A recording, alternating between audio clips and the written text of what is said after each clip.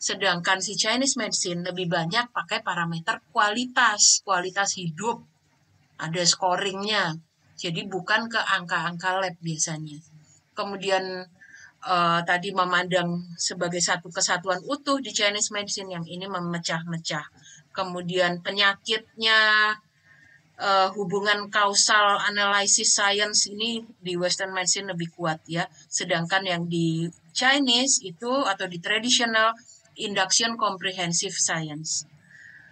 Kalau kita pengen tahu seseorang itu sakit, untuk melihat seseorang itu sakitnya apa, lewat manifestasi yang di luar, keluhan, terus kita lihat gejalanya dia apa, kita bisa tahu apa yang sebenarnya terjadi di dalamnya si pasiennya. Begitu caranya Chinese medicine ya.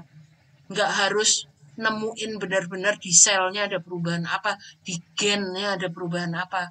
Beda itu cara pikirnya. Kemudian treatmentnya, fokusnya kalau di Chinese medicine adalah mengembalikan keseimbangan yin dan yang-nya, dan sifatnya lebih ke memelihara ya. Jadi nggak nunggu sakit. Ketika ketidakseimbangan mulai terjadi, walaupun belum muncul gejala, di situ sudah dilakukan upaya untuk meregulasi atau memelihara, nourish si organ-organnya.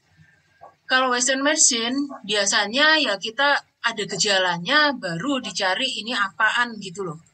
Sehingga lebih banyak memang treatmentnya itu ke fokus si misalnya infeksi COVID gitu. Yang dicari ya antivirus buat matiin virus COVID-nya gitu loh. Beda sama Chinese medicine memandang COVID itu adalah terjadi lembab panas, sehingga lembab panasnya dihilangin supaya jadi lebih balance. Dia nggak pusingin virusnya. Jadi itu pola pikir yang berbeda juga ya. Terus tumor misalnya ketemu kanker. Kalau Western medicine pengobatan barat kan ya dicari tumornya di mana, ya diambil gitu, dioperasi. Yang Chinese medicine memandang kanker itu karena panas yang berlebihan, karena aliran darah yang stagnan, maka treatmentnya itu melancarkan aliran darah, mendinginkan atau menyejukkan panas di tubuhnya gitu ya, bukan langsung diambil gitu. Terus kita juga lihat perkembangan dunia, bahwa awalnya Western medicine awalnya berjaya. Dia jadi mainstream ya, jadi arus utama tuh waktu abad 20. Tapi seiring dengan perkembangan Western medicine, ketemulah berbagai antibiotik, ketemu berbagai cara aseptik, antiseptik, mensterilkan segala sesuatu, kemudian ketemu berbagai vaksin, maka usia manusia kan nambah tuh. Jadinya angka harapan hidup makin panjang. Bisa diperpanjang sampai 30 tahun lebih lama. Maka muncullah masalah baru. Akhirnya orang-orang hidup lebih panjang, ya muncullah keluhan-keluhan penyakit-penyakit degeneratif namanya. Kemudian juga ditambah dengan perubahan lifestyle. Cara orang makan pun juga beda, pilihan makanannya. Terus sedentary life, nggak banyak bergerak. Sehingga pola penyakit yang dulu waktu abad 20 itu banyakkan penyakit infeksi, sekarang bergeser nih, jadi penyakit yang kayaknya lebih keren. Itu meninggal kenapa? Kalau dibilang TBC gitu kayaknya gak keren gitu ya. Sekarang itu, serangan jantung atau kanker gitu loh. Itu penyakit-penyakit yang kayaknya keren. Itu trennya sekarang, pola penyakit itu gesernya ke situ. Penyakit jantung, keganasan, cardiovascular disease itu ya misalnya kayak stroke gitu ya. Nah, maka peneliti di bidang kedokteran mencari obat-obat sintetik kimia yang bisa mengatasi penyakit-penyakit itu tadi. Nah, namanya penyakit degeneratif, itu kan minum obatnya jadi panjang tuh. Nggak bisa cuma sekali minum. Akhirnya muncullah efek toksik yang terkait sama obatnya. muncullah keluhan efek samping. Sehingga pada tahap ini biomedik atau pengobatan secara barat menghadapi masalah. Terbatas, dia nggak bisa lagi. Maka orang mulai memikirkan alternatif lain. Oh, berarti model antara kaitan biologi, psikologi, dan sosial ini harus dikembangkan, bahwa manusia ini sebagai satu kesatuan yang utuh, integritas antara body and mind itu berkembang. TCM, Traditional Medicine, untuk mentreatment orang sebagai suatu makhluk yang holistik. Traditional medicine biasanya bisa mengatasi lebih ke akar masalahnya. Dia lebih cocok untuk penyakit yang sifatnya kronis atau komprehensif, bisa jangka panjang, seperti penyakit autoimun, penyakit kardiovaskuler, penyakit metabolik seperti diabetes, gangguan hormon kan itu. Terus juga meregulasi kondisi sub-health. Nah, ini saya mau kenalin Bapak Ibu dengan istilah sub-health. Apa itu sub-health?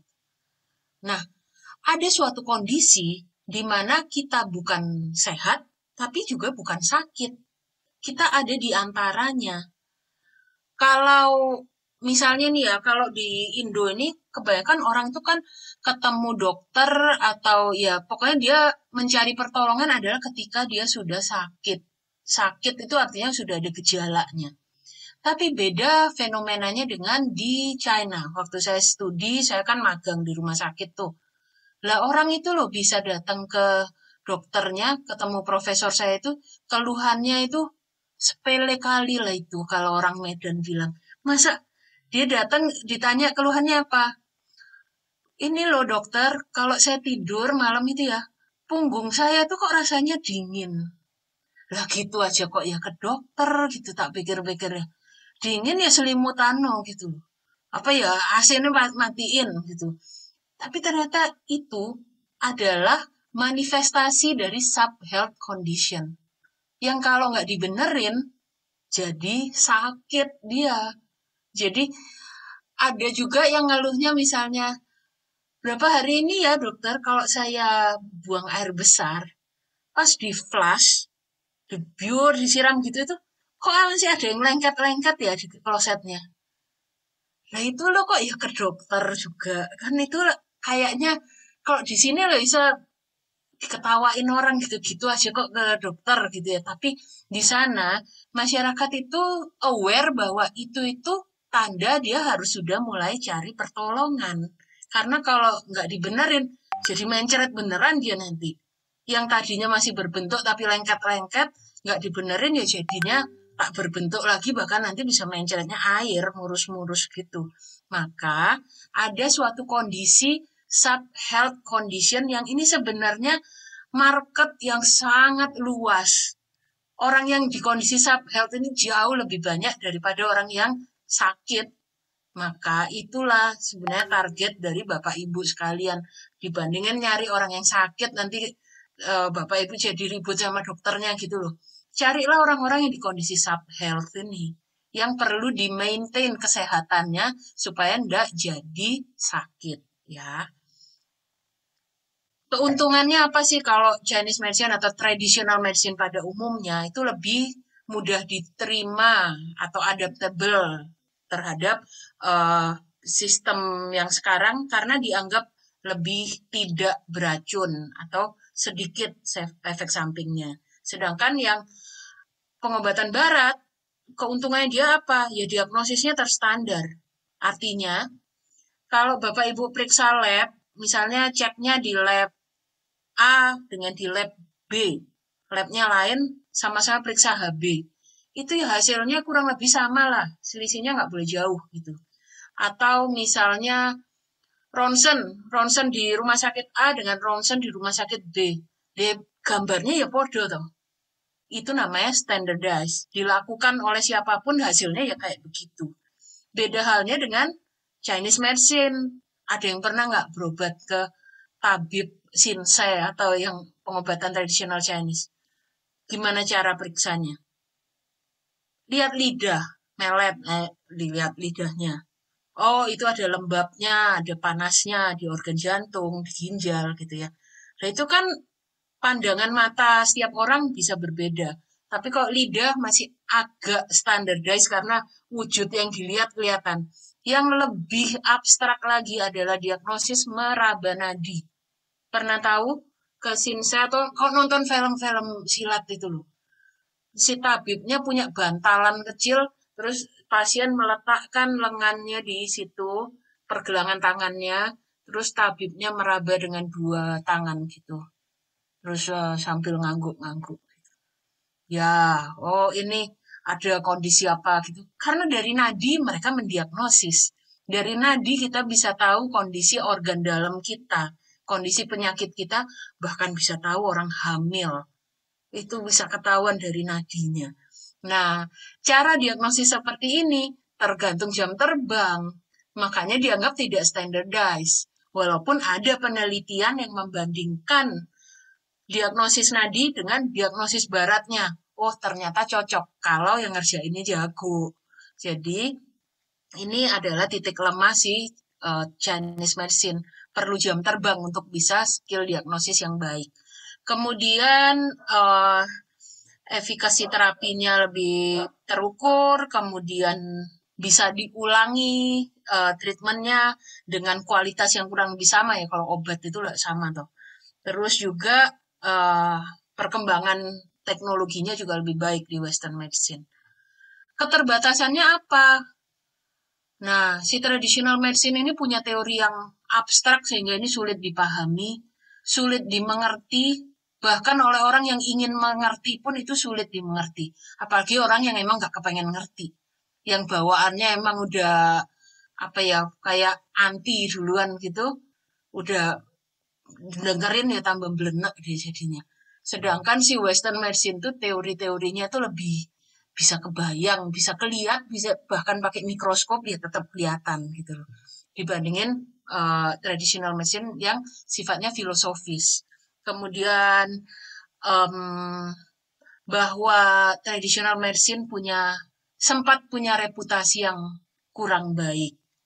Itu karena penyalahgunaan dari beberapa oknum. Kita tahulah beberapa tahun lalu itu juga di Indo kan sampai terkenal tuh tongfang lah apa segala macam overclaim gitu loh. Bahkan akhirnya bisa membahayakan pasien. Nah, reputasi buruk ini agak sulit untuk dinetralisir kembali. Itu namanya akibat nila setitik rusak susu sebelanga.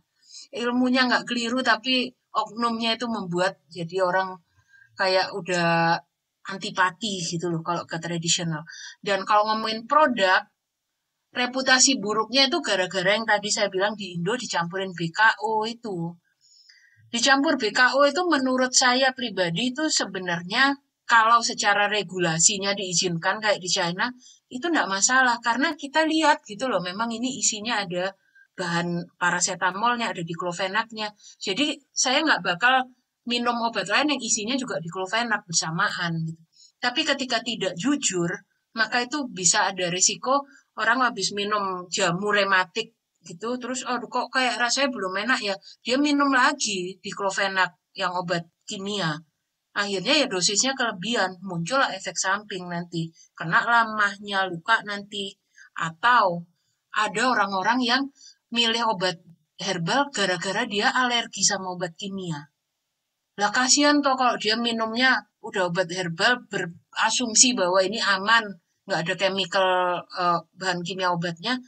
Terus habis itu ternyata di dalamnya disusupi bahan kimia. Akhirnya dia muncul reaksi alergi juga gitu ya. Jadi kejahatan ini semua ini merusak reputasi. Kemudian orang juga memandang sebelah mata pengobatan tradisional karena dianggap sistem pendidikannya juga belum ajak, belum mumpuni. Apalagi di Indonesia, banyakan turun-temurun. Jadi kurang meyakinkan, nggak ada kuliahannya gitu ya. Padahal sekarang udah ada. Untuk tradisional itu sekarang udah ada di universitasnya. Kemudian, nah, sekarang kita belajar tentang apa sih bedanya pengobatan alternatif dengan pengobatan komplementer. Ya, jadi akan lebih elok kalau kita bicara nanti misalnya nawari produknya Pak Edward gitu ya. Pakai ini loh, kalau habis operasi biar lukanya cepat kering. Itu posisinya bukan alternatif. Kalau kita ngomong alternatif, artinya pengobatan standarnya kita singkirkan. Kita ganti dengan ini, alternatif namanya. Kalau yang komplementer artinya yang standarnya, mainstreamnya tetap dijalanin, tapi kita tambahkan. Komplement itu artinya pelengkap gitu. Jadi kalau akan lebih baik kalau memposisikan traditional medicine itu as complementary, bukan alternatif ya. Kalau alternatif pasti dimusuhin lah sama dokter-dokternya. Karena itu yang biasa disampaikan beberapa praktisi nakal itu. Kalau mau pengobatan pakai yang ini, stop ya semua pengobatan dokternya. Nah, itu namanya alternatif. Itu tidak dianjurkan. Nah, sekarang ada ini suatu terminologi yang berbeda lagi. Yang ini lebih cantik sebenarnya. Integrative medicine. Integratif itu bukan cuman mencampurkan antara pengobatan standar dengan tradisional, tetapi kita juga memperhatikan pentingnya hubungan antara si dokter dengan pasiennya, berfokus pada si pasien sebagai suatu individu yang holistik, kemudian juga disertai dengan bukti ilmiah. Jadi bukan asal ngasih aja obat tradisionalnya, kemudian digunakan dengan pendekatan yang ada standarnya juga, dilakukan oleh profesional penyedia kesehatan, bisa dokter dan juga tadi tenaga kesehatan tradisional, dan tujuan utamanya tentunya meningkatkan kesehatan dan mencapai ya penyembuhan untuk pasiennya. Nah, jadi prinsipnya integrative medicine itu perlu partnership.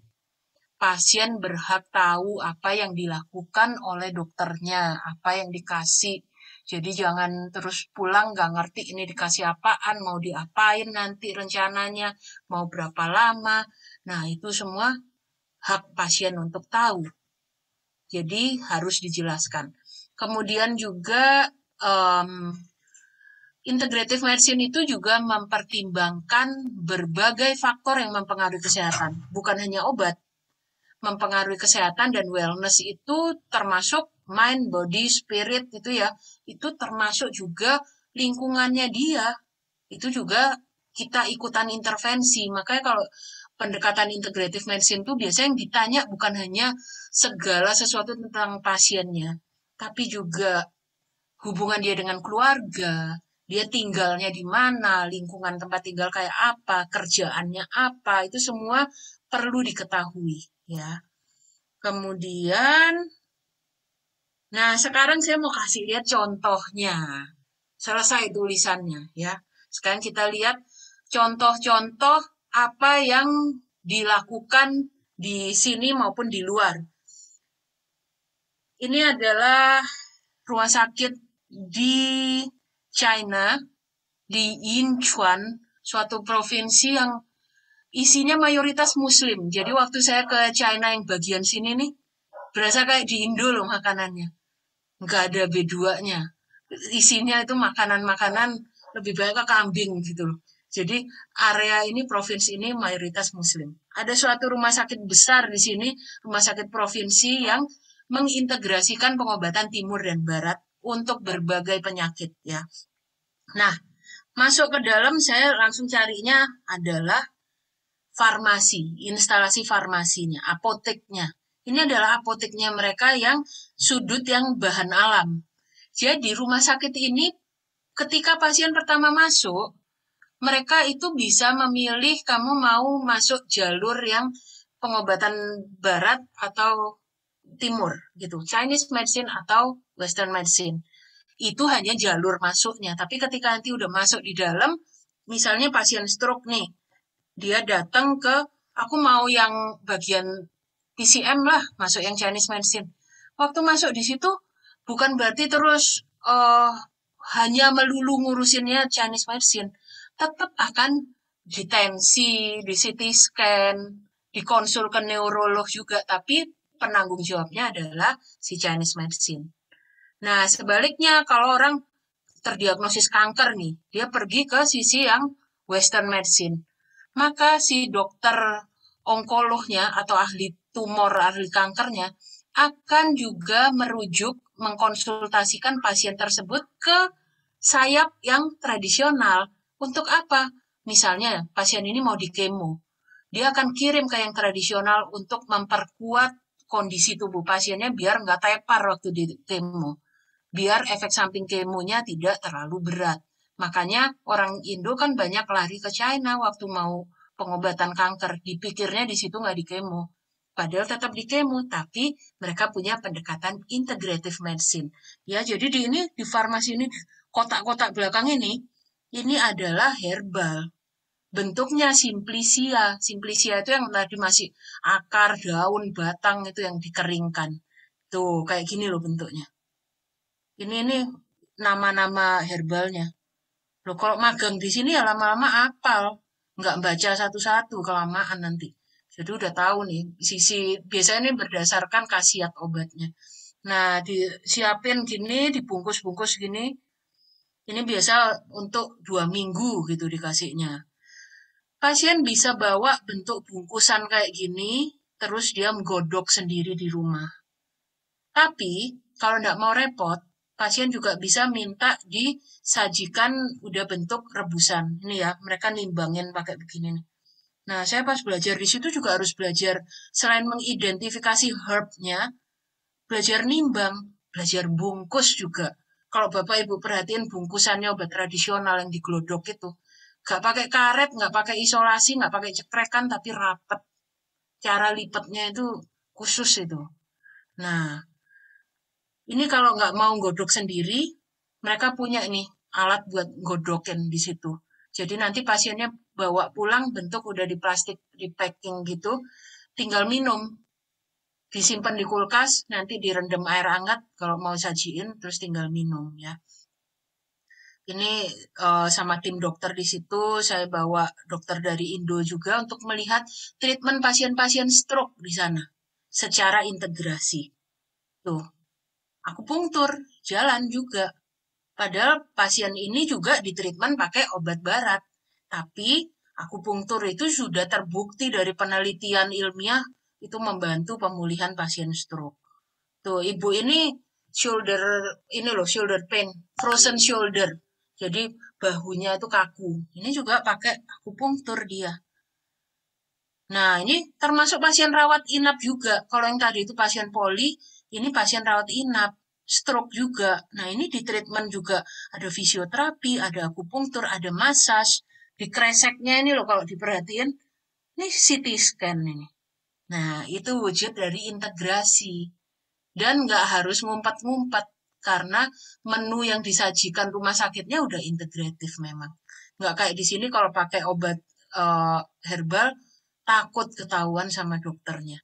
Ini rumah sakit yang lain di Beijing untuk khusus kanker juga menangani secara integratif. Ini saya bawa teman-teman dari Indo untuk kunjungan ke sana, lihat penanganan kanker di situ, supaya mereka nggak salah persepsi, dipikir kalau orang ke Cina terus pengobatannya itu beda gitu. Padahal ternyata pas saya lihat di tagihannya obat kemonya sama loh yang dipakai di sini sama di Cina.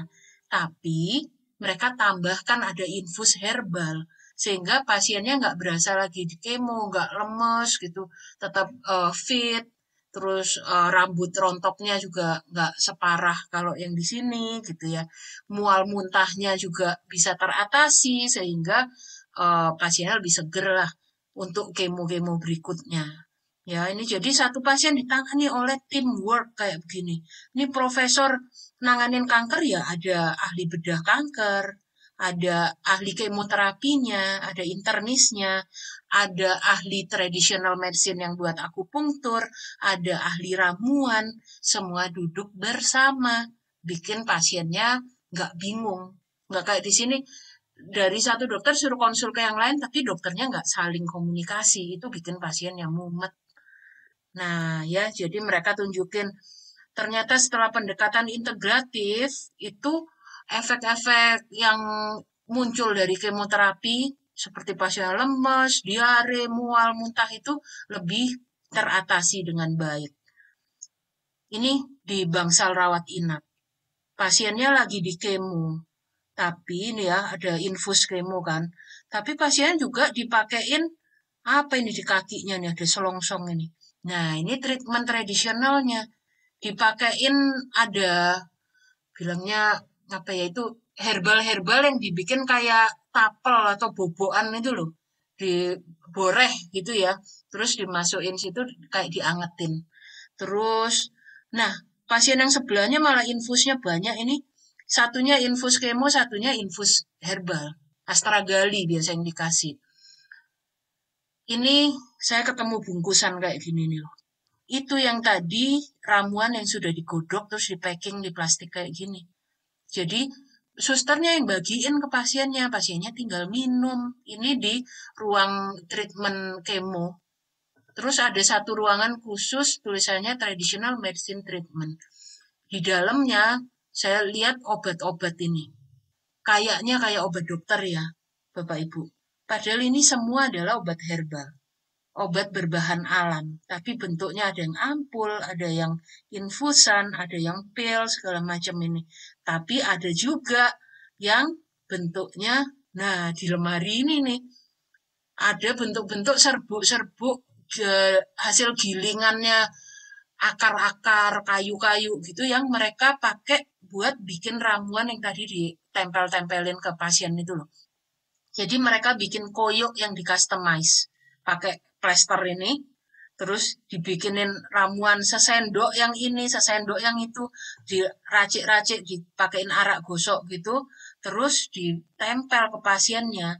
Jadi kalau pasien-pasien kanker yang menjalani kemo terus dia mengalami nyeri di telapak kakinya, misalnya ada tuh yang sampai nggak bisa napak gitu, kayak nginjek beling katanya. Itu diatasinya bukan pakai morfin atau obat anti nyeri chemical lagi, tapi mereka pakai treatment tradisional. Disinilah letak indahnya integrasi. Nah, jadi Bapak Ibu saya itu selain ke sana sekolah, ke China sekolah, saya juga rutin ke China untuk ngikutin seminar-seminar untuk update ilmu ya, mengupdate lagi karena setiap tahun pasti ada perkembangan terbaru. Ini ketemu orang-orang seluruh dunia. Chinese medicine sekarang bukan hanya milik orang China. Lihat tuh orang dari Afrika segala ini teman Indo ini. Ada yang pakai hijab juga nih, lulusan Beijing ini dia. Terus ada teman-teman yang ini orang China lah. Ya, jadi kami secara reguler sebelum pandemi ya, setahun itu minimal 2 kali lah saya ke China untuk ikut seminar seperti ini. Nah, selain di China, saya juga punya kesempatan ke Bulgaria waktu itu. Kalau tadi dilihat di CV-nya, saya ke Bulgaria, jadi dosen di Bulgaria, Varna Medical University. Itu kisahnya itu jadi Bulgaria menyurati Kemenkes Indonesia minta dikirimkan seorang tenaga ahli untuk mengajarkan tentang traditional Chinese medicine pada staf dan mahasiswa mereka. Ajaib toh. Minta diajarin TCM, Chinese medicine, tapi mintanya ke Indonesia. Terus akhirnya Kemenkes bingung tuh nyarinya. Lo mau ngajarnya di fakultas kedokteran, ya berarti kudu dokter. Tapi suruh ngajarnya Chinese medicine. Akhirnya saya yang diminta berangkat. Karena kebanyakan dokter di Indonesia tidak paham Chinese medicine. Dan kebanyakan ahli Chinese medicine di Indonesia bukan dokter. Jadi saya beruntung karena saya hybrid, jadi dikirim ke sana. Di situ 1 bulan saya ngajar ini di rumah sakitnya, di Varna. Kemudian 1 bulan, jadi saya bawa anak saya ke situ. 2 bocah cilik ini saya bawa karena mereka homeschool. Jadi ikut mama kemanapun pergi. Di situ ikutan saya ngajar. Nah ini adalah tim dokter di sana, profesor-profesor, ada yang dari spesialis rehab medik, yang fisioterapi, terus ada dokter internis, ada dokter gigi juga, ada ahli ginjal, ahli jantung, macam-macam. Semuanya ini yang memang punya hati untuk belajar traditional medicine ya. Termasuk mereka juga melibatkan mahasiswa. Mahasiswanya juga diajak ikutan belajar. 1 bulan apakah bisa membuat mereka jadi bisa? Tentu tidak. 1 bulan itu ya hanya membuat mereka bisa menerima bahwa Chinese medicine itu ada ilmunya, ada dasar ilmiahnya, ada buktinya. Jadi saya ngajar bukan hanya teori tapi juga praktek. Nih, akupunktur. Ada pasiennya bule loh. Bule semua di situ memang. Ya jadi ini ya mereka mendatangkan pasien, terus mereka lihat saya ngerjain. Saya ngajar, kuliah juga, saya bawa bahan-bahan, saya tinggalin di situ malahan alat-alat akupunktur sekoper nih. Termasuk ada moksa juga. Nah, ini moksa namanya. Daun artemisia yang dibentuk jadi kayak rokok gini, dipanaskan di titik-titik tertentu buat meningkatkan energi di pasiennya. Gini, kita kerjain di sana, ada jarumnya, saya moksa, ada saya kasih jahe, segala. Nah, sampai beberapa hari terakhir, mereka mulai ikutan hands-on. Nyabut jarum ya bisa lah. Manas-manasin gini bisa. Nah, ini adalah si konsul jenderal Bulgaria untuk Indonesia. Dia ini, bapak ini yang mengundang dari Indonesia itu idenya dia nih. Saya tanya, kenapa Anda panggil dari Indo? Dia bilang, karena di Indo itu kita punya background traditional medicine Indo, yaitu jamu yang memang punya kita asli, tapi traditional Chinese medicine juga berkembang di Indonesia dan semuanya bisa sama-sama berkembang gitu loh. Maka Bulgaria juga punya traditional medicine mereka sendiri, tapi mereka pengen belajar dari Chinese medicine untuk mengembangkan local wisdomnya dia. Nah, ini di kampus saya di Hunan. Hunan ini adalah tanah kelahirannya Mao Zedong. Nah, di sini saya belajar karena integrasi, maka saya mencolok-mencolok nih ke fakultas farmasi, ke fakultas kedokteran, juga ke bagian traditional medicine. Duduk bareng ikutan praktek sama profesor ini. Profesor ini umurnya sudah 80 tahun, tapi dia jalan kaki dari rumah ke praktek itu bisa sekitar 20 menit. Naik tangga, nggak pakai lift, sangat bugar dengan Chinese medicine-nya dia. Kita duduk bareng, ini mahasiswa ada dari Taiwan, ada dari Cina, ada saya juga di belakang lagi motret. Anak muda di sana sudah menggunakan Chinese medicine juga. Anak ini, cewek ini datang dengan keluhan jerawatan. Jerawatan bukan ke klinik kecantikan, datangnya ke engkong-engkong ini loh. Karena mereka paham, muncul di kulit itu manifestasi di dalam tubuh yang abnormal. Itu yang harus dibenerin ya. Jadi Chinese medicine tetap berjaya karena generasi-generasinya mereka sampai sekarang tetap menghidupi tradisinya mereka.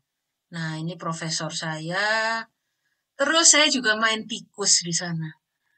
Karena ambilnya integratif, maka nggak boleh cuma ngomongnya hanya tradisional, turun-temurun. Tapi saya juga harus membuat disertasi penelitian, membuktikan secara ilmiah. Saya ambil kasusnya kanker hati, saya bandingin pengobatan kemo dengan kemo ditambah dengan ginseng dan kunyit. Nah, ini tikus-tikus ini jadi bahan percobaan saya nih, saya suntikin sel kanker nih sampai nonjol gini. Terus nanti tiap hari saya suapin ramuan. Ada ginseng, ada kunyit, terus saya suntik obat kemo gitu. Diamati perkembangannya sampai beberapa bulan. Nah, ini teman-teman dari Indo, saya waktu itu dapat penghargaan juga ya siswa teladan gitu loh. Nah, ini ada teman-teman dari Pakistan juga yang juga belajar di situ. Mereka ambil kedokteran di sana karena pengen bisa menerapkan integrasi itu tadi. Karena di China yang belajar kedokteran juga diajarin akupunktur, herbal. Sebaliknya yang belajar tradisional juga diajarin anatomi, fisiologi, baca lab, baca ronsen.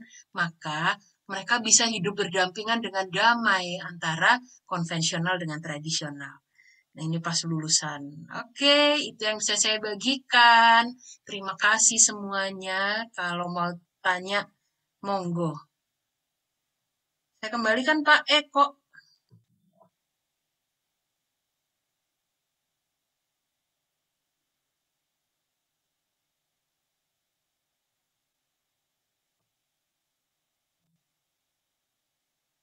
Halo Pak Eko, masih mute.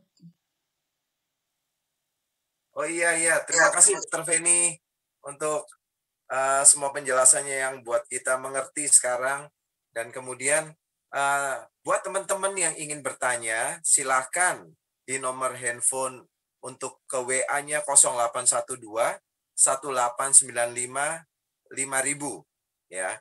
Atau di chat room silahkan, di Zoom silahkan chat ya. Dr. Feni, ini ada yang bertanya nih dok. Ya. Ini dari Santi, ya, Jakarta. Beliau bertanya, bagaimana kita tahu produk herbal yang aman dan bermutu? Apakah melihat dari produsennya atau teknologinya atau seperti apa? Itu pertanyaan pertama, dok. Kalau memang mau bisa langsung dijawab, silakan. Langsung aja, biar nggak lupa saya. Ya. Memastikan suatu produk herbal itu bermutu. Jadi gini, kunci pertama, kalau Bapak Ibu ada di Indonesia, pastikan yang itu obatnya itu ada izin edar. Kenapa itu penting? Bukan berarti yang nggak ada izin edarnya pasti nggak bermutu. Tapi dengan kita milih yang sudah ada izin edar dari POM, satu PR kita serahkan ke POM. Karena ketika suatu produk mendaftarkan izin edar, itu POM punya serangkaian pemeriksaan berkas yang memastikan bahwa produk itu aman, bermutu, dan ada khasiatnya. Jadi misalnya apa? Nah itu Pak Edward, Pak Samuel mungkin nanti juga bisa berbagi betapa ribetnya waktu ngajuin ke POM. Produksinya di mana? Bahan bakunya apa? Standar bahan bakunya gimana? Apakah setiap batch produksi kualitasnya dijamin sama? Terus habis itu bebas zat toksik, nggak mengandung cemaran, jamur, kapang, bakteri, segala macam. Banyak rangkaian yang disaring oleh POM, termasuk misalnya kalau mengandung bahan kimia obat ya nggak boleh. Kalau mengandung, walaupun kita nggak ngomongin sertifikasi halal di sini ya, tapi setahu saya, karena saya juga menjadi salah satu tim ahli di POM, kalau mengandung misalnya nih kapsulnya dari gelatinnya babi gitu, ya itu juga nggak dapat izin gitu loh. Jadi serahkan pada Badan POM untuk menapis berbagai tahap itu, maka setidaknya kita yakin bahwa barang ini aman. Kemudian, apalagi yang bisa dilihat? Ya, kalau Bapak Ibu agak rajin, carilah bukti-bukti ilmiahnya. Nah, itu sebabnya saya juga kalau sama Pak Edward diminta ngomong apa, buktinya dulu mana. Saya nggak bisa ngecap doang, saya butuh bukti. Bukti itu apa? Jurnal ilmiah yang saya minta. Pernah diteliti oleh siapa? Berapa pasiennya? Pasien apa? Dari gimana menjadi bagaimana? Itu semua bisa kita baca. Nah, habis gitu kalau tentang cara produksi, kan gini ya, ada produk yang tulisannya bahannya sama tuh. Misalnya ngomong isinya ikan gabus. Punyanya produsen A sama produsen B sama komposisinya persis tulisannya. Bagaimana kita tahu mana yang lebih baik? Salah satunya kalau ngomongin bahan alam, yaitu cara dapat bahannya dari mana, cara ngolahnya gimana, itu sangat mempengaruhi. Gampang-gampangan aja lah. Jahe misalnya.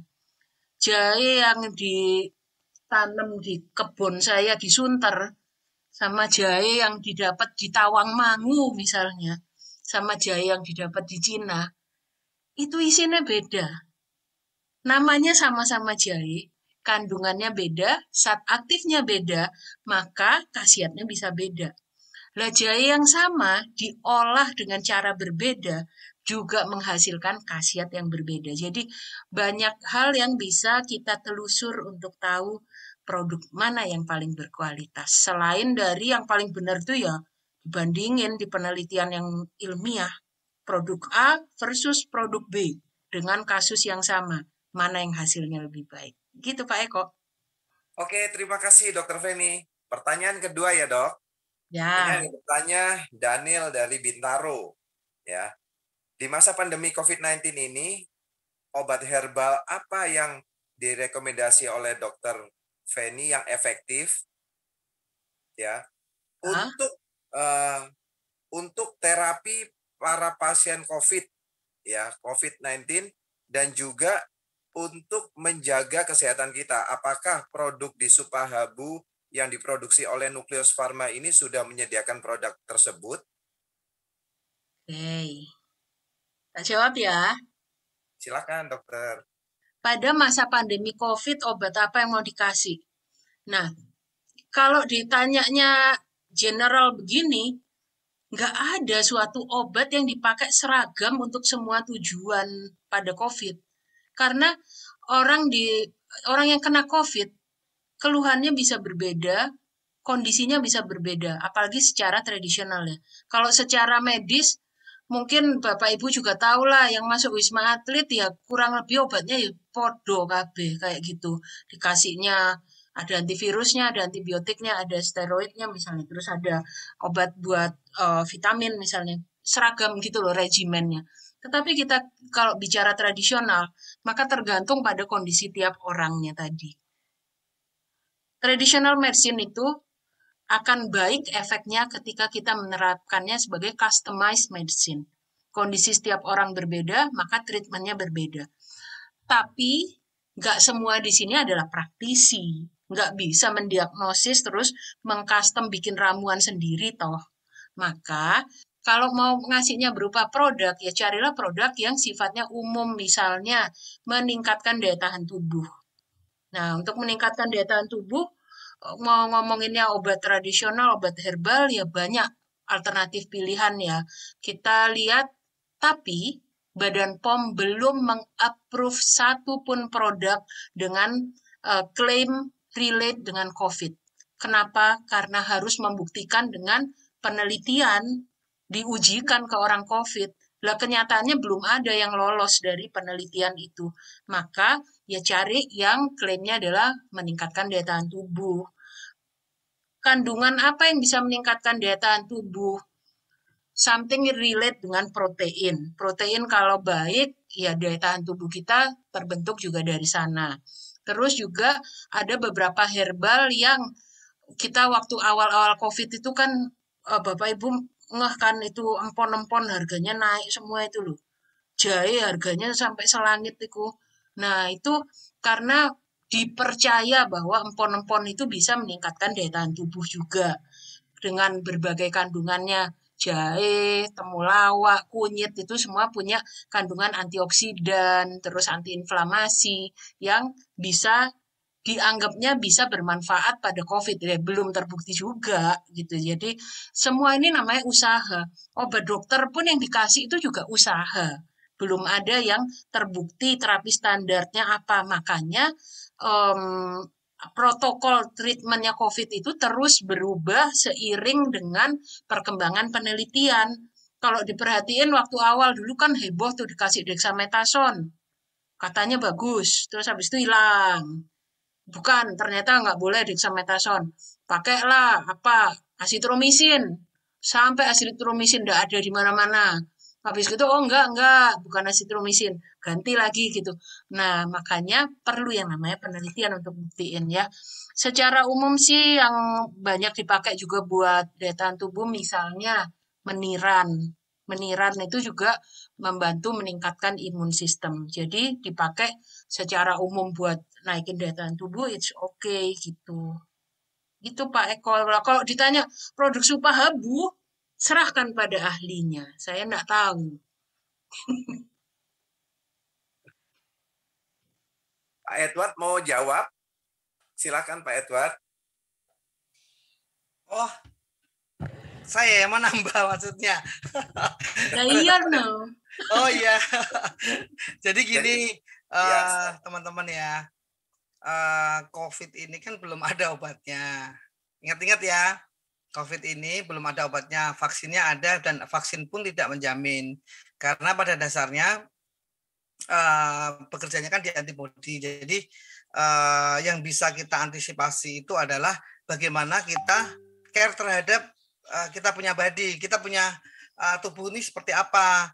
Jadi ketika kalau semamanya aktivitas meningkat, ya mau nggak mau sih dengan menggunakan produk-produk tertentu. Nah kebetulan kan Onoiwa ini kan punya punya satu-satunya yang mempunyai uji klinis terhadap pasien COVID-19. Dan alhamdulillah puji Tuhan juga saya nanti hari Rabu menerima penghargaan dari MURI karena kami mendapatkan piagam pertama kali yang melakukan uji klinis terhadap COVID-19 produk suplemen kita ya. Terus kemudian yang disubmit di jurnal internasional dan sudah lolos dari verifikasinya mereka. Jadi ini suatu kebanggaan juga karena nggak semua juga bisa melakukan itu gitu kan.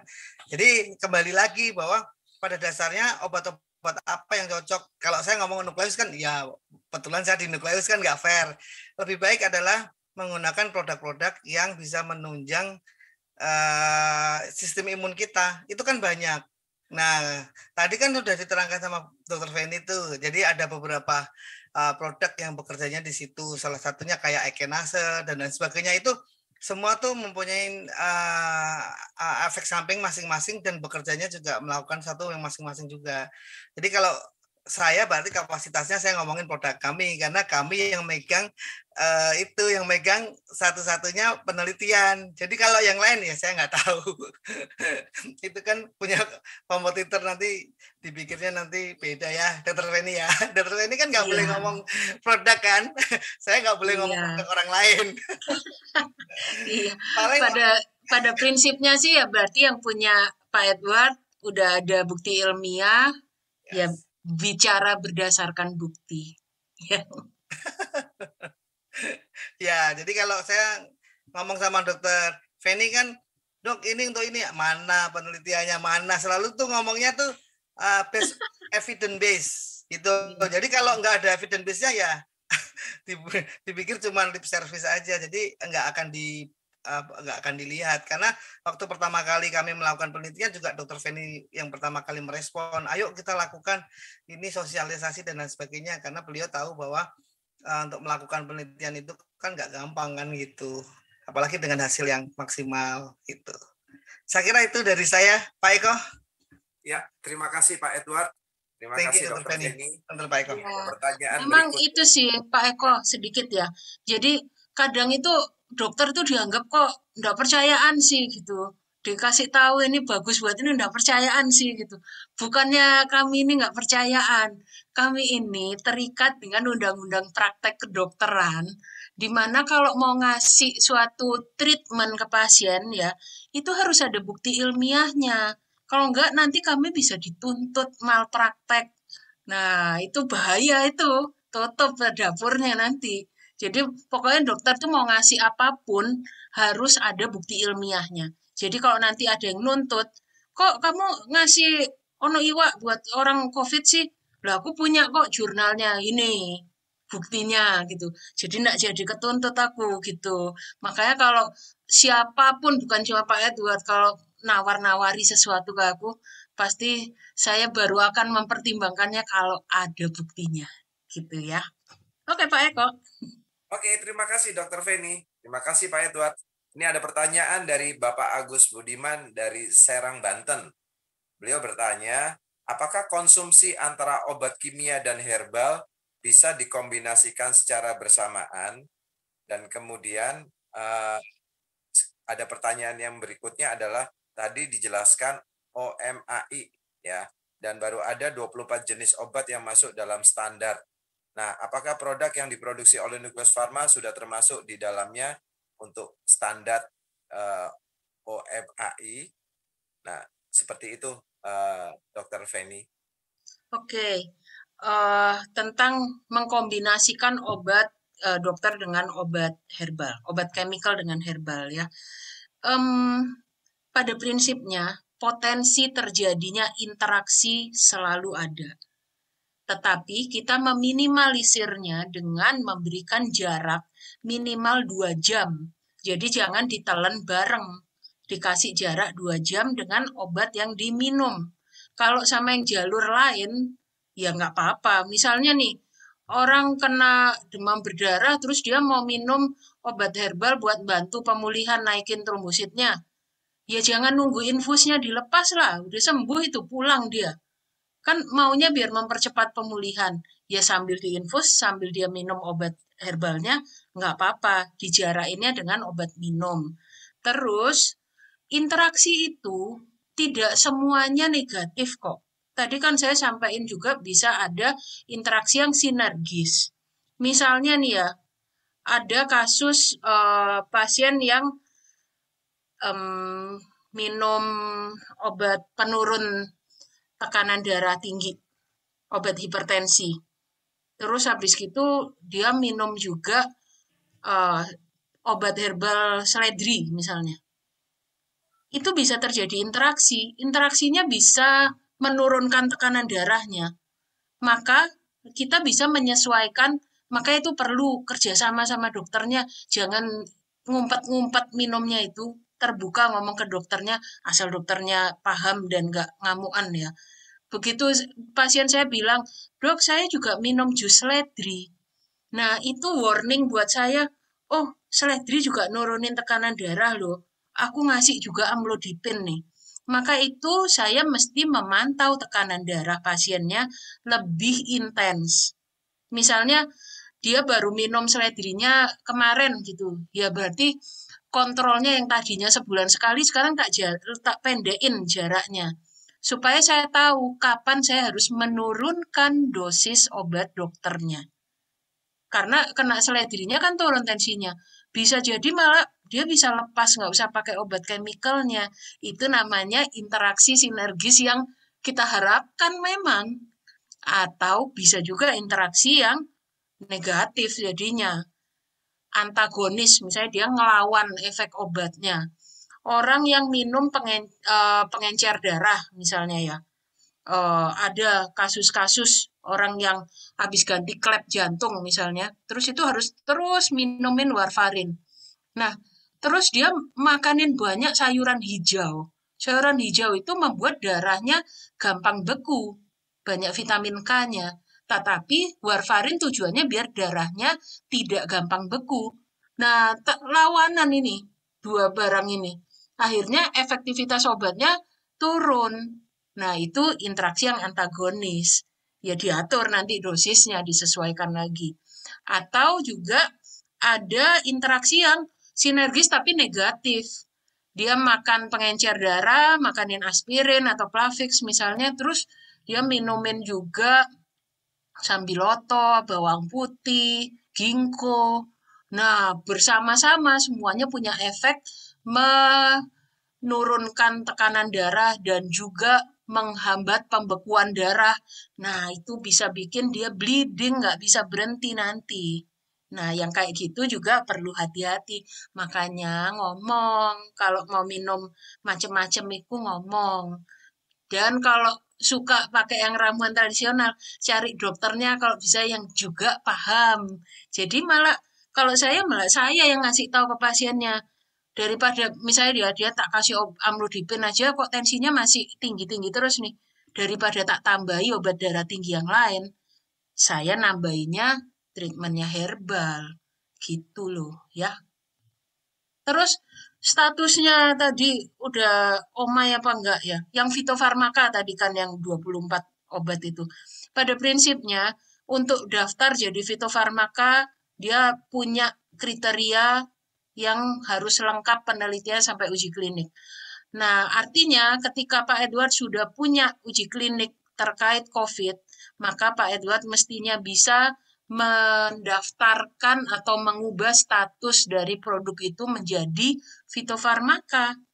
Kalau tadinya misalnya baru di yang jamu atau OHT, maka bisa naik ke fitofarmaka gitu. Tapi apakah sekarang sudah fitofarmaka? Kita tanyakan pada Pak Edward. Ya, thank you.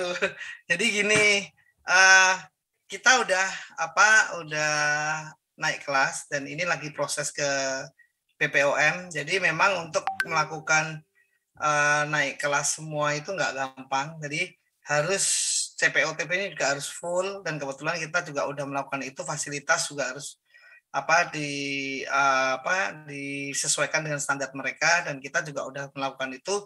Yang jadi fenomenal buat Nukleus itu baru berdiri untuk ya cenderung sih masih baru, tapi perusahaan startup tapi bioteknologis, jadi nggak semua perusahaan itu mempunyai kemampuan yang sama kayak kita. Jadi karena percepatan sehingga ya ada proses yang kita laluin karena kita udah ada mau melakukan uji klinis lagi terhadap ke Rumah Sakit Sulianti Saroso, itu punyanya Kementerian Kesehatan. Kita melakukan pada pasien COVID yang severate. Kemarin kan moderate. Nah, severate. Nah, ini juga pakai protokol terapinya yang diberikan kepada BP POM, ada kajian etik dan lain sebagainya. Itu kita sudah lakukan itu. Jadi fitofarmaka sih sudah di tangan. Jadi tunggu nanti momennya aja. Kita tunggu hari yang baik. Hari yang baik untuk ngomongin itu gitu. Tapi pada dasarnya basically bahwa yang diterangkan sama Dr. Feni ini sangat luar biasa. Jadi teman-teman yang ikut di sini yang tadinya nggak tahu jadi tahu, ya kan? Kayak apa sih ya produk-produk TCM sama herbal punya kita tuh sama apa enggak, terus dengan kimia tuh seperti apa, apakah harus stop langsung atau enggak. Tadi metode-metodenya sudah diberikan. Jadi menurut pengalaman juga dari salah satu kawan kami itu pernah dia tuh hipertensi, ya kan? Tapi dengan menggunakan pertama kali ramuan herbal. Jadi gini, produk-produk yang sifatnya life saving atau long acting ya, buat long life, maksudnya untuk pasien-pasien long life itu kayak pasien gagal jantung dan lain sebagainya, itu dia seumur hidupnya adalah mengkonsumsi itu, termasuk DM. Dan itu kenapa diberikan integrasi tadi, itu benar Dr. Feni yang tadi sampaikan. Jadi kalau mau menggantikan itu tidak bisa langsung digantikan, dia harus ada kombinasi. Kemudian setelah kombinasi itu bisa, jadi kalau setelah dikombinasi itu dalam beberapa bulan itu obat yang chemicalnya itu dikurangin, obat yang herbalnya yang dibanyakin sampai benar-benar dia bisa lepas. Jadi setelah di cek lab itu terkontrol baru itu lepas. Jadi nggak bisa, oh ini sama nih hipertensi, kita punya keluarin produk hipertensi terus kemudian dengan obat chemical atau sintetik yang selama ini dia minum itu langsung tergantikan dan itu langsung bisa, itu nggak bisa. Jadi ada suatu lead time yang dia harus ngikutin karena badan kita itu perlu penyesuaian juga untuk menyesuaikan obat yang masuk itu. Jadi itu saya harap terjawab ya Pak Eko. Ya. Thank you. Terima kasih Dikit lagi ya, saya tambahin dikit lagi. Mungkin gini, jadi kadang-kadang kita emang berharapnya itu ketika kita kasih produk kita yang herbal, yang alami, yang katanya aman, itu terus nanti suatu saat targetnya bisa membuat pasien itu tidak harus mengkonsumsi obat dokter lagi.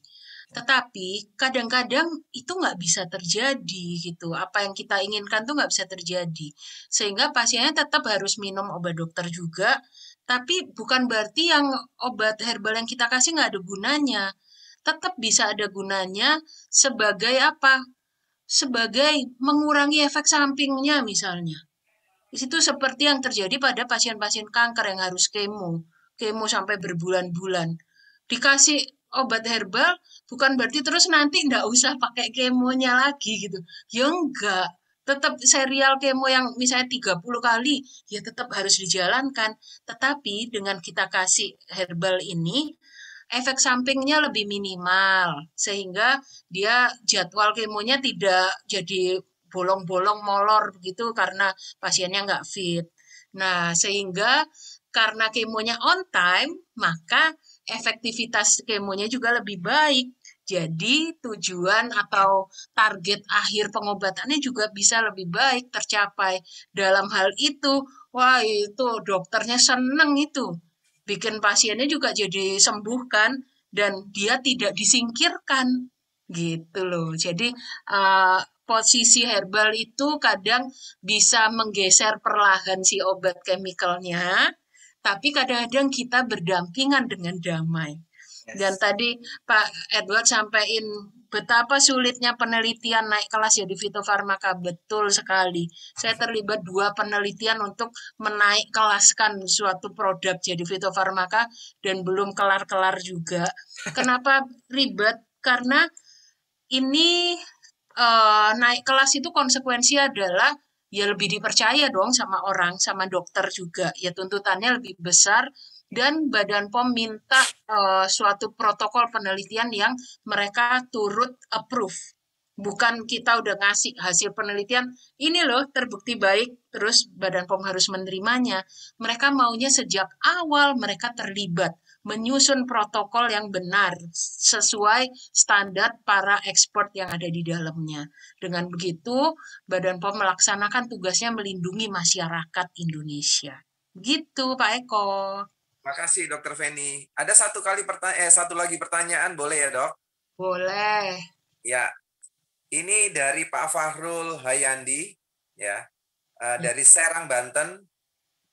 Pak Fahrul bertanya, apakah obat herbal dan obat kimia saling bergantungan dan bagaimana arah masa depan obat herbal dan juga masa depan obat kimia ke depannya? Pertanyaan berikutnya yang oleh Pak Fahrul adalah, apa perbedaan dasar obat herbal dan obat kimia yang beredar di pasaran? Mungkin apa perbedaan yang kita perlu tahu untuk efeknya dan segala macamnya mungkin ya. Silakan Dr. Feni. Apakah obat herbal dan kimia saling bergantungan itu maksudnya apa itu? Bergantungan itu gimana? Pak Fahrul boleh open mic kali supaya lebih jelas maksudnya. Pak Fahrul, tak open mic ya. Ya, aku takut keliru maksud nanyanya. Silakan Pak Fahrul. Ya, Dok. Ya. Terima kasih Pak Eko. Jadi paling bergantungan itu artinya terus-menerus konsumsi gitu Dok, walaupun sudah kondisi tubuhnya udah normal. Gitu Dok. Oke Pak, saya jawab ya. Maksudnya efek ketergantungan gitu. Kan tadi dibilang kalau udah hipertensi Pak minum obat dokter seumur hidup gitu kan. Lalu terus ke herbal begitu juga nanti ketergantungan dong. Nah, konsep kata ketergantungan ini juga perlu diluruskan. Ketergantungannya bukan dalam artian kalau nggak minum itu terus jadi sakau ya. Bukan kayak ngedrugs terus kalau nggak minum ketergantungan ya ada sakaunya gitu. Kalau herbal ya nggak gitu. Tapi dibilang apakah jadi harus diminumnya sampai kapan nih gitu. Prinsipnya gini, saya balikin ke pasiennya. Kan saya ini ngasihnya tujuannya adalah untuk memaintain kesehatan. Sampai kapan Ibu mau memelihara kesehatannya? Ya selama itulah Ibu minum gitu loh. Jadi untuk obat-obat yang herbal-herbal yang sifatnya maintenance, ya dia memang diharapkan dikonsumsinya jangka panjang karena tujuannya memelihara kesehatan. Sepanjang Anda masih ingin memelihara kesehatannya, ya silakan diminum. Tapi obat-obat yang punya klaim untuk pemakaian jangka panjang seperti ini, Badan POM mempersyaratkan harus ada uji keamanan, uji toksisitas kronik. Beda halnya dengan obat yang dipakai, misalnya obat untuk menghentikan perdarahan, ya kan dipakainya ya pas berdarah doang gitu, bukan dipakainya panjang, maka itu uji toksisitasnya cukup yang akut. Tapi kalau dipakainya bakal bulanan, itu diujikan ke tikusnya itu 9 bulan biasanya. Terus dikasih selama 9 bulan, habis gitu dibedah tikusnya. Ada yang rusak nggak? Jantungnya, ginjalnya, hatinya. Oh aman, baru POM ngasih izin obat ini boleh klaimnya memelihara kesehatan, boleh diminum jangka panjang. Jadi itu bukan ketergantungan seperti ngedrug ya Pak Fahrul. Terus tadi bagaimana masa depannya? Saya kayak rapat sama kementerian. Bagaimana masa depannya obat herbal Indonesia. Jadi masa depan obat herbal di Indonesia sangat cerah secara hati kita ya. Jadi kenapa saya bilang cerah? Karena regulator, presiden sendiri juga mendukung. Bukan cuma Pak Jokowi yang minumin jamu tiap hari, tapi sejak zamannya SBY itu udah ada deklarasi mendukung jamu. Jadi sejak zamannya Pak SBY itu udah mulai disosialisasikan, Bapak Ibu kalau ngeh ke hotel jadi ada beras kencur, ada kunyit asam waktu di tempatnya makan itu loh. Waktu breakfast minumannya bukan cuma jus, tapi ada jamu di situ. Nah, itu salah satu yang diinstruksikan sama Presiden, sama Kementerian Pariwisata. Termasuk rapat-rapat juga dianjurkan makanannya makanan lokal. Ojo roti terus Black Forest gitu loh. Gantilah makanan lokal gitu. Termasuk sebenarnya di dalam makanan itu pun kan juga bisa ada herbal-herbal yang masuk dalam menunya. Terus juga kita lihat dukungan dalam hal kebijakan. Kebijakan di BPOM, di Kemenkes itu udah pro kok. Pendaftaran untuk produk bahan alam, baik jamu, obat herbal terstandar, si fitofarmaka, semua dibuat menjadi lebih mudah. Bisa online, nggak harus janjian ketemu terus pakai online sekarang. Peluang untuk main belakang harus ada nyisip sesuatu sekarang juga diminimalisir. Terus juga dukungan secara dana. Tadi kan dibilang penelitian tuh sulit. Bukan cuma sulit, tapi mahal.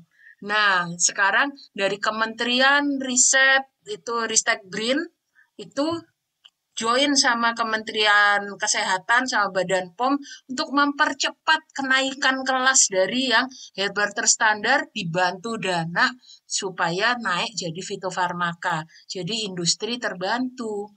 Terus juga kerjasama sama akademis, universitas juga dilibatkan. Terus ya peluang, kita lihat survei bahwa mayoritas manusia pakai obat bahan alam itu bukan cuma di Amerika loh. Itu secara umum di dunia, bahkan di Indonesia juga ada riset kesehatan dasar yang menunjukkan lebih dari 80% masyarakat kita itu pernah mengkonsumsi jamu atau obat tradisional.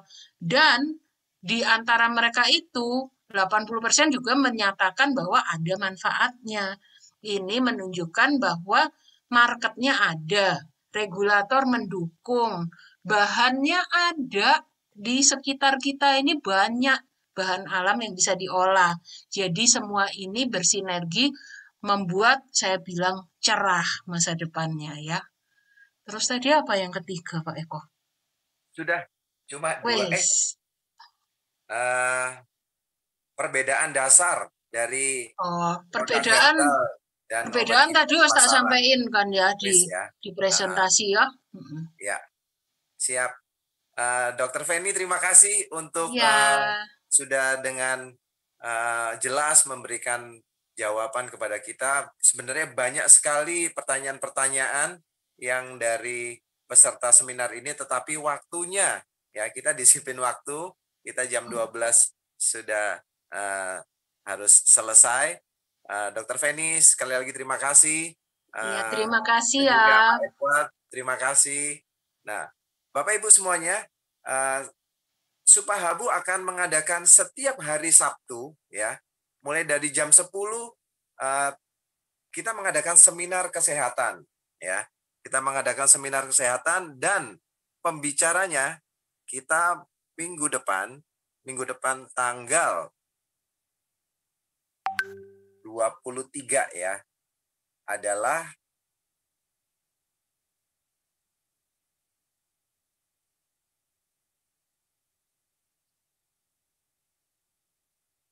Ibu seorang farmasis ya, peneliti dan juga dosen ya. Beliau adalah Ibu Gresti Swandini. Beliau adalah Head of Laboratory Research Fakultas Farmasi Universitas Pancasila. Beliau adalah dosen bidang biologi bahan alam Fakultas Farmasi Universitas Pancasila, PhD candidate dari Universitas Rutgers, New Jersey.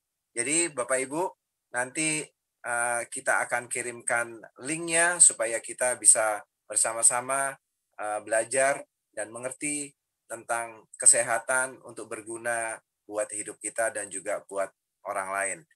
Baik, teman-teman, terima kasih untuk siang hari ini, dan dapat setiap pertanyaan yang tadi ditanyakan dan dijawab oleh Dr. Feni akan diberikan hadiah oleh Bapak Edward. Thank you sekali lagi Pak Edward untuk support-nya buat kita semua. Dan terima kasih sekali lagi, sampai jumpa untuk minggu depan dalam acara seminar kesehatan Supahabu. Selamat siang semuanya.